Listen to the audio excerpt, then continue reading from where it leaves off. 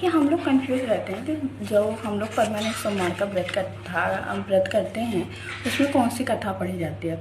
तो मेरे यहाँ पे सावन सोमवार की व्रत की कथा मैंने शायद वीडियो भी डाली है, आप देख सकते हैं। उसमें सोमवार व्रत की जो सावन व्रत की किताब है वो अलग है, कथा भी अलग है, बिल्कुल सब कुछ उसमें क्या है। उसके भाई होते हैं, उसकी लड़की को सुहाग की नहीं रहती है, सुहाग नहीं रहता उसके भाग्य में, फिर भी वो सोमपति नाम की जो स्त्री होती है वो अपने 100 पुत्रों की में से और 100 बहुओं की में से उसके पति को आयु दे के जिंदा करते। ये था।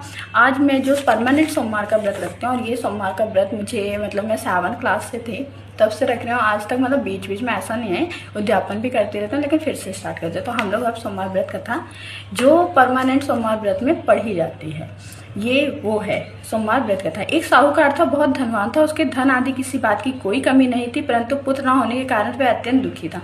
वह इसी चिंता में रात दिन रहता था, इसलिए वह पुत्र की कामना के लिए प्रति सोमवार को शिव जी का व्रत और पूजन किया करता था। सायंकाल को शिव जी के मंदिर में जाकर दीपक जलाया करता।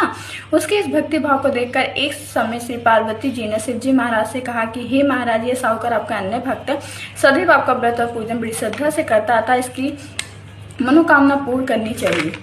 शिव जी ने कहा कि हे पार्वती, ये संसार कर्म क्षेत्र है, जैसे किसान खेत में बीज बोता है वैसा ही फल काटता है, उसी तरह संसार में जो जैसा कर्म करता है वैसा ही फल भोगता है। पार्वती जी ने अत्यंत आग्रह से कहा कि महाराज, यह है आपका ऐसा भक्त है, यदि इसको किसी प्रकार का दुख है तो आपको उससे दूर करना चाहिए, क्योंकि आप सदैव अपने भक्तों पर दया करते हैं, उनके दुखों को दूर करते हैं। यदि आप ऐसा नहीं करेंगे तो मनुष्य क्यों कर आपकी सेवा व्रत पूजन करेगा। पार्वती जी का ऐसा आग्रह देख शिव जी महाराज प्रसन्न होकर कहने लगे, हे पार्वती, इसके पुत्र न होने पर भी मैं इसको पुत्र की प्राप्ति का वर देता हूँ, परंतु इसके भाग्य में पुत्र ना होने पर भी मैं इसको पुत्र की प्राप्ति का वर देता हूँ, परंतु वह बालक केवल 12 वर्ष तक जीवित रहेगा, इससे पश्चात वह मृत्यु को प्राप्त हो जाएगा, इससे अधिक मैं इसके लिए कुछ नहीं कर सकता। यह सब बात साहूकार सुन रहा था, इससे उसको ना तो प्रसन्नता हुई ना ही दुख हुआ।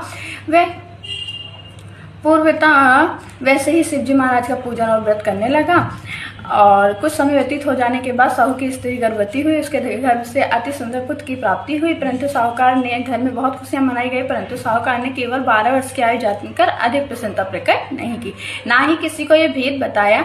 जब वह 9 वर्ष का हो गया तो बालक की माता ने उसके पिता से उसके विवाह की आदि के लिए कहा, परंतु वह साहूकार कहने लगा, मैं अभी इसका विवाह नहीं करूंगा और काशी पढ़ने के लिए भेजूंगा। फिर उस साहूकार ने अपने साले अर्थात बालक के मामा को बुलाया, उसको बहुत सा धन देकर तुम इस बालक को काशी जी पढ़ने के लिए ले जाओ, रास्ते में जिस जगह से भी जाओ यज्ञ करते, दान देते तथा ब्राह्मणों को भोजन कराते जाओ। इस प्रकार वह दोनों मामा भांजे यज्ञ करते, ब्राह्मणों को भोजन कराते जा रहे थे। रास्ते में उनको एक शहर दिखाई पड़ा और शहर की राजा की कन्या का विवाह हुआ था, और दूसरे राजा का लड़का जो विवाह के लिए बारात लेकर आया था वो एक आका काना था। लड़के के पिता ने इस बात की बड़ी चिंता हुई, कहीं वर को देकर कन्या के माता पिता विवाह में किसी प्रकार की अड़चन पैदा ना कर दें।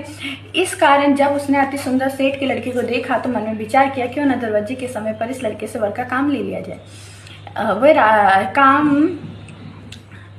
जाए, ऐसा विचार कर राजा ने उसके मामा से कहा तो राजी हो गए। साहूकार के लड़के का स्नान करा, कपड़े पहना, घोड़ी पर चढ़ा, दरवाजे पर ले गए। बड़ी शांति से सारे कार्य समाप्त हो गया। वर के पिता ने सोचा, यदि विवाह कार्य भी इसी लड़के से करा लिया जाए तो क्या ही बुराई है। ऐसा विचार करके उसके मामा ने जब ये कहा कि आप फिर और कन्यादान के काम का भी करा दें तो आपकी बड़ी कृपा होगी, इसके बदले में आपको बहुत सा धन दूंगा। उन्होंने स्वीकार किया। विवाह कार्य बहुत अच्छी तरह से हो गया, परंतु जिस समय लड़का जाने लगा उसने राजकुमारी की चुंदी के पल्ले पर लिख दिया कि तेरा विवाह मेरे साथ हुआ है, परंतु जिस राजकुमार के साथ तुमको विदा किया जाएगा वो काका काना है। मैं तो काशी जी पढ़ने जा रहा हूँ। उस राजकुमारी ने जब अपनी चुंदी के पल्ले पर लिखा हुआ पाया तो उसने राजकुमार के साथ जाने से इनकार कर दिया और कहा कि ये मेरा पति नहीं है, मेरा विवाह इसके साथ नहीं हुआ है, वह तो काशी जी पढ़ने गए हैं। कुमारी के माता पिता ने अपनी कन्या को विदा न किया, बारात वापस चली गई। उधर सेठ का लड़का और उसका मामा काशी जी पहुंच गए। वहां जाकर उन्होंने यज्ञ करना, लड़के को पढ़ाना शुरू कर दिया।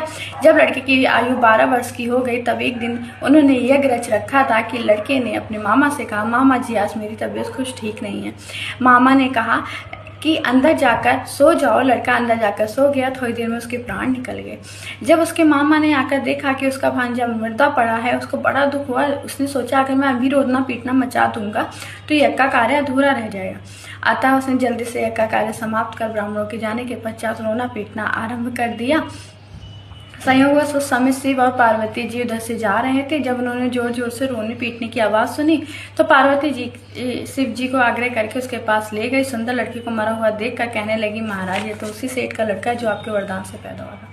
शिव जी ने कहा कि पार्वती जी इसकी आयु इतनी थी सो भोग चुका। पार्वती जी ने कहा, महाराज कृपा करके इस बालक को और आयु दो, नहीं तो इसके माता पिता तड़प तड़प कर मर जाएंगे। पार्वती जी के इस प्रकार बार बार आग्रह करने पर शिव जी ने उसको वरदान दिया। शिव पार्वती की कृपा से लड़का जीवित हो गया। शिव पार्वती कैलाश चले गए। तब वह लड़का उसका मामा उसी प्रकार यज्ञ करते घर की तरफ चल पड़े। रास्ते में उसी शहर में आए जहाँ पर उसके लड़के का विवाह हुआ था। वहां आकर उन्होंने यज्ञ करना आरंभ किया तो उसके लड़के के ससुर ने उसको पहचान लिया। अपने महल में लाकर उसकी बड़ी खातिर की, साथ ही बहुत सारा धन और दासियों सहित बड़े आदर और सत्कार के साथ अपनी लड़की और जमाई को विदा किया। शहर के निकट आए जब वह अपने शहर के निकट आए तो उसके मामा ने कहा, पहले तुम्हारे घर जाकर मैं खबर कर आता हूँ। उस समय उसके माता पिता घर की छत पर बैठे थे। उन्होंने यह प्रण कर रखा था कि यदि हमारा पुत्र सकुशल घर आया तो हम राजी खुशी नीचे आ जाएंगे, नहीं तो छत से गिरकर अपने प्राण दे देंगे। इतने में उस लड़के के मामा ने आकर यह सारा समाचार दिया, आपका पुत्र आ गया, परंतु उनको विश्वास न आया। तब उसके मामा ने शपथ पूर्वक कहा कि आपका पुत्र अपनी स्त्री तथा बहुत सारा धन लेकर आया है। तो उस सेठ ने बड़े आनंद और सत्कार के साथ उनका स्वागत किया और वह बड़ी प्रसन्नता के साथ रहने लगे। इसी प्रकार से जो कोई सोमवार का व्रत धारण करता है अथवा इस कथा को पढ़ता या सुनाता है, उसके दुख दूर होकर उसकी सभी समस्त मनोकामनाएं पूर्ण होती हैं। इससे लोक में नाना प्रकार के सुख भोग का अंत में सतशिव लोक की प्राप्ति होती है। तो ये हो गई सोमवार व्रत कथा। और प्लीज़ इसको पूरा वीडियो आप लोग जरूर देखना, क्योंकि मैं अकेली थी तो मैं किसके साथ शेयर करती, इसलिए मैंने आप लोगों के साथ इस कथा को शेयर किया। तो जाहिर सी बात है आप लाइक और कमेंट तो कर ही सकते हैं ना, तो इसीलिए बोलिए हर हर महादेव। अभी मेरी पूजा खत्म नहीं हुई, इसके बाद मैं चालीसा करूँगी, फिर आरती करूँगी और उसके बाद रामायण पाठ करूँगी। आप देख सकते हैं, बोलिए हर हर महादेव। मिलते हैं नेक्स्ट वीडियो में। प्लीज़ इस वीडियो को पूरा वॉच करना, प्लीज़ प्लीज़ प्लीज़। बाय।